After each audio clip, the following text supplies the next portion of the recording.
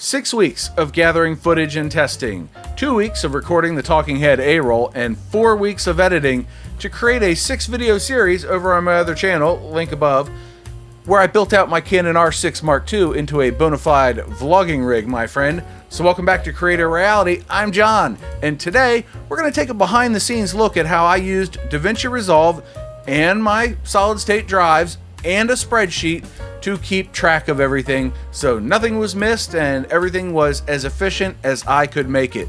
Now, a little bit of background. I've created over 1,000 videos on YouTube across 2 channels, so I'm not new to this.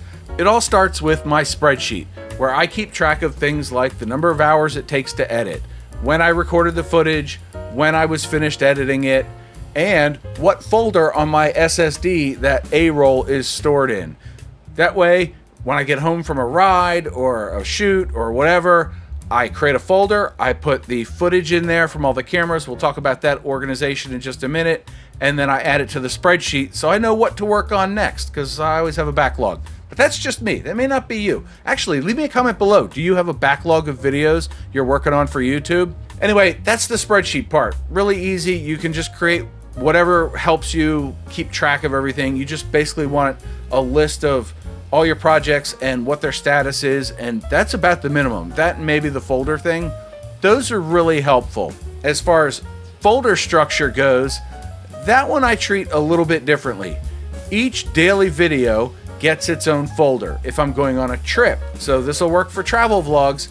I keep a folder for each day of footage and then a subfolder of each camera's footage so that 2 cameras aren't mixed together. If you've ever run multiple GoPros, you know this can be an issue because GoPro file names are wonky to begin with, but it allows you to keep track of each camera's footage so you can line it up and do multicam, etc., in the editing process later. By the way, I have a really good tutorial on multicam right here. But in this case, we had 1 camera and a bunch of lenses and tests. So for that, I created a folder for each test that I ran. And as soon as I got back to my computer, I downloaded the footage onto said computer and brought it into Resolve. So let's go take a look. It all starts here on the edit page in the media pool. If you don't see it, click here until you do. And by default, you have the master bin. You can right click on any bin name and choose new bin, and it will create a new bin 1 level beneath the bin that you selected. You follow me so far? Does that make sense? Now I can right click on a bin since I don't need it and click remove, and that gets rid of it. But I started with a test footage bin, which I then dragged each folder's footage into. No matter if you've got a Mac or a PC, you've got Finder or File Explorer, and you can drag an entire folder right in here, or multiple folders, and Davinci Resolve will create the bins for you. In my case, I dragged this 1209 house in there, and all the footage showed right up in this test footage bin, already organized. In the case of the Ulanzi MT46, I stored the Canon footage in 1 folder, the base folder, and I had a subfolder for my Pocket 3, which was recording sort of a BTS that I was going to use in the video. Either way, it created this bin structure for me for these 2 folders, which is nice. But I had all this test footage. What do we do with that? Well, I'm glad you asked. I created a timeline, and if we go back to the master folder, everything you drag into your media pool by default goes in here. You can drag it into the bins if you want, but if you just drag something on when master is selected, it's going to go in here. So that's why we've got tracks, music tracks, and sound effects, and compound clips. Resolve will create all your compound clips and put your fusion clips in here, like I've got a whole bunch of them. It'll just put them right here in the master folder. You can create bins and move all this stuff over if you want, but I didn't feel a need to, and I'll show you why in just a minute. But I created timelines for everything. So if I scroll down, you'll see that I have a bunch of TL-testing-whatever I'm actually testing. This icon right here means it's a timeline. Great. You can keep track of it that way, but this way, naming it TL, forces Davinci Resolve to show it to me in the proper order and keep the timeline separate from everything else. If your stuff is all jumbled up, you can come over here to the sort and you can click on it and it gives you a bunch of different sort options. Notice I have clip name selected, so everything is sorted by clip name. And I've got a few of these open so you can see what I did. I've got the testing footage for the 16-28 lens that I bought, and if I alt mouse wheel to zoom out, you can see that every test I ran, the footage got added to this sort of master testing timeline. And this kept everything in order. And after each test, I would go in and pick the best photos and do very, very light editing. Just clipping the start and end off of the footage and kind of getting rid of the trash ones or something I didn't like or an errant recording. Getting rid of that so I had the best to work with.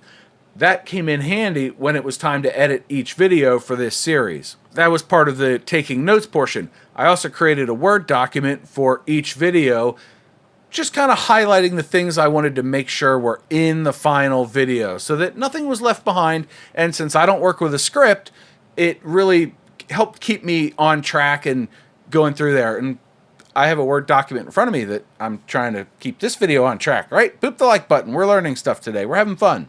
But doing that kept everything in order for each of the videos, at which point it was time to record the A-roll for each video. So I created a folder for each of those. And in my bins, if I collapse the test footage, I have an A-roll folder. And in there, I've got one folder for each of the videos. And I have numbers in here because they're not alphabetical, right? And I wanted them to be in this order. So I did that. And then in the case of this lens, I've got an unboxing folder, and then I have the review footage. So this keeps everything organized. We're all about this organization, so it's easy to find something when you're doing your edit, which is where the editing comes in. Now, I'm going to share with you my workflow, which I've used many, many times, and I found it to be the most efficient way for me to get things done. I highly recommend, if you're not doing it this way, at least try it and then give me some feedback. Let me know what can be improved or what you did differently. I'm curious what other people do because I won't shy away from another efficiency. Anyway, I started with a rough cut, and this is a very rough cut. I literally go through, remove bad takes, remove blank space, and that's it. No transitions, no special effects, no B-roll, none of that. What I did do, and I'll show you on the intro video here, was I used a lot of markers. You can see markers all along here, and we've got red ones for videos that are going to be linked to. That's the info cards, like up here. And then I've got blue where I want to put in B-roll. So I knew I wanted to have B-roll somewhere in here and somewhere in there. And these don't get moved around as much as they should by Resolve, but yeah, I attach them to the timeline and not the individual clip. So as I'm cutting, things get moved around, and the markers just don't follow that. But while I was doing the edit, it was very helpful. If you click somewhere on your timeline, we've got our playhead here, and I click this marker button, it'll create a marker there, and then I can hold Alt and drag it out. So I can make the marker as long or as short as I want. And that let me really fine-tune where the B-roll was going to start and end, or in your case, start and end. Yeah, I have to reverse it for the camera thing. But using the markers, you know where you're going to put your B-roll when you do your next pass, and you don't waste any time on the rough cut, because anytime you edit something twice, you've now wasted time, as I have found out the hard way. After the rough cut, then it's time for the refining cut. This is where you add B-roll, fusion compositions, color grading, stabilization, all the things that make it nice. And you continue to do fine tweaks on each pass, but you've done the bulk of the cutting. So now it's just fine-tuning things as you go along. We still haven't done sound design. That's in the third pass, where you're adding your sound design. So your sound effects, your music tracks. You still can do some refining cuts, but once you start mixing music in and cutting music tracks down to fit certain sections, you really don't want to muck with it too much. You want it to really be, this is the final video, it just needs those polishing sound touches. Which leads me to the render. You do your render, and then you go watch the finished video. You watch that rendered video. I can't tell you how many times I have caught myself having blank space in the frame, or a blank frame somewhere, or something's misspelled or missing, and I go, oh, crud.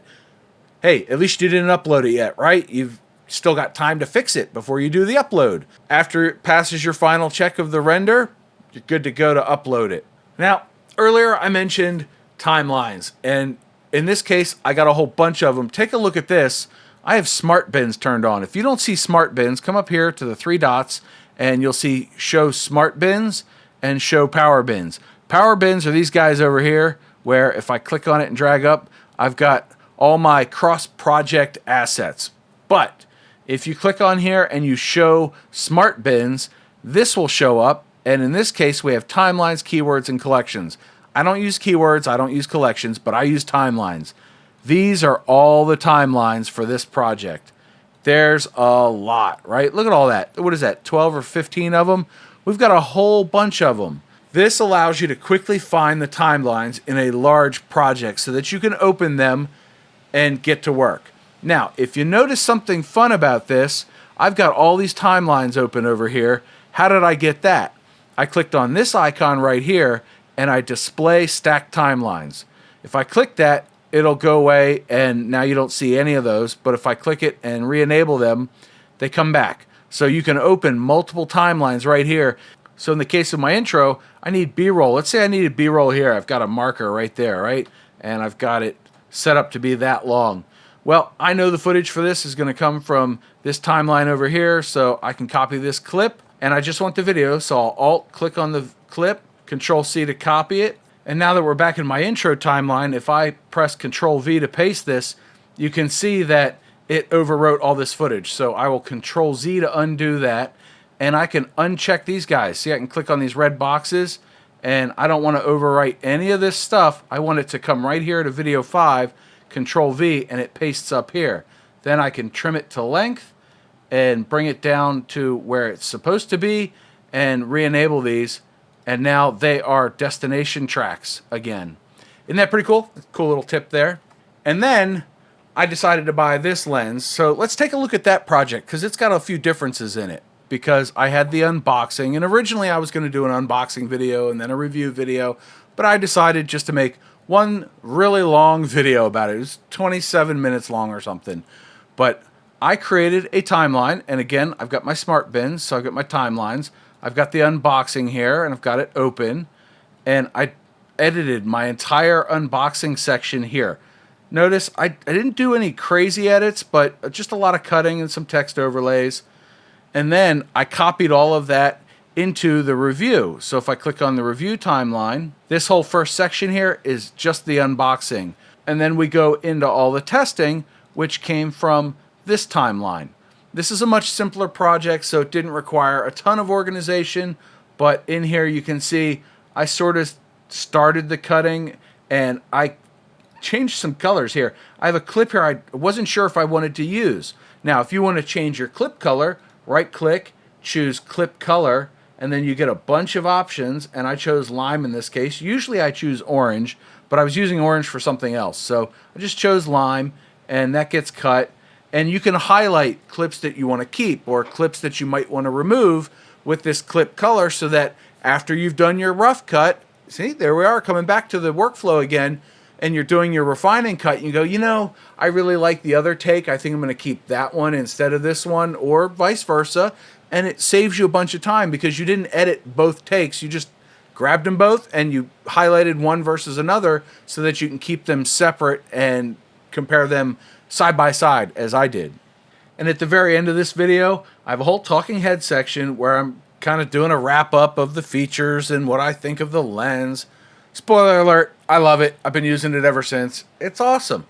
I already linked it, but I felt lied to by other YouTube reviewers, so you should check out this video here, and yeah, you'll see why I bought that lens and why I felt lied to. But that's going to do it for today. Thank you very much for watching. I do hope you learned something from it. Hope you got something out of it. I know we didn't do a lot of Resolve editing, but sometimes it's the holistic part of it, the outside of the cutting, that is important. So anyway, until next time, check out this video here, and I'll see you there. John out.